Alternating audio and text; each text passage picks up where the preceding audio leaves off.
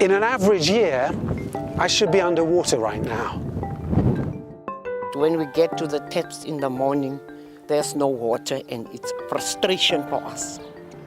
This huge reservoir supplies water for a town of 40,000 people, but it's been empty, bone dry since January. I've lost 9 cattle from starvation, from drought. And it's not just this spot. The whole region is suffering from a terrible drought. So what's being done to help people? And what does this all mean for the wider world?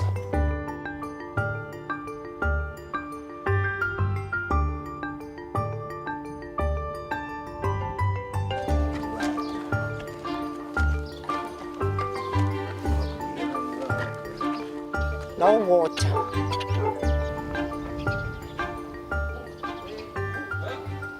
Would it be very rude of me to ask how old you are? I'm 73. What's going on with the water here? We have a great problem with the water here, really.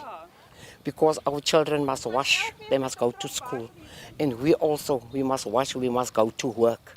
And we must cook and make food for our children. And also the washing, it's a problem. So how do you cope? Really we don't cope.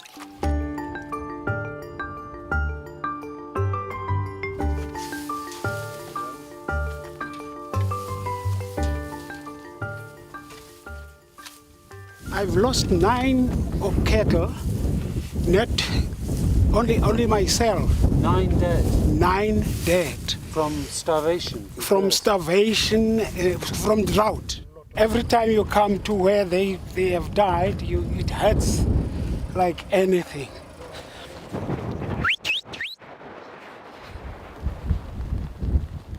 Not much left over here, and this is from 5 years of drought. I've had to get rid of all of my cattle. I don't have any cattle left here, and that is purely because I don't have grazing for cattle anymore.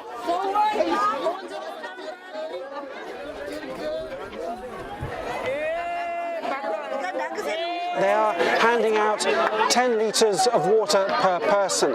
It's a big help, of course, in this neighbourhood, but it's not a long-term solution. So you're helping here because the government's failed? Not only the government, the municipality here has had no plan as to solve this current crisis. The warning signs were given 5 to 6 years ago when the dam levels are dropping. So solutions supposed to be found that time already, but there was meetings after meetings, and of that meetings were fruitless.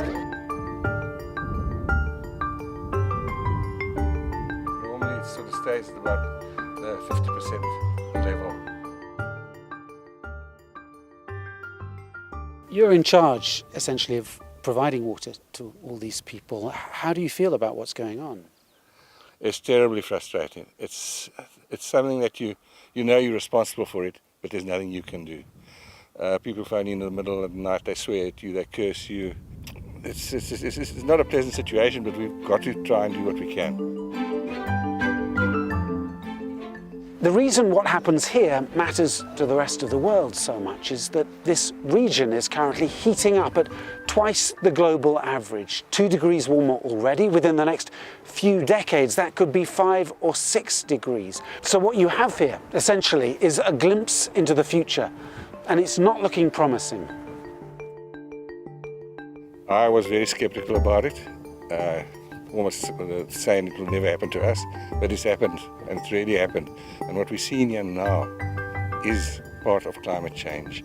And people are just going to have to, even in the countries where they get lots of water, they've got to start realizing the situation is changing drastically. Do you think perhaps of giving up, moving somewhere else? My roots are here. I grew up here. I spent 40 years of my life here. I will do everything in my power not to leave. But if it really comes to that, if this drought persists for another 2 years, I don't think there are going to be many people left here. I got no option. I had to stay here. Where will I go? Where will I go? I must stay here. And so a parched town waits for rain and tries to work out how to survive. The lessons from here are urgent and familiar. Plan earlier, adapt faster.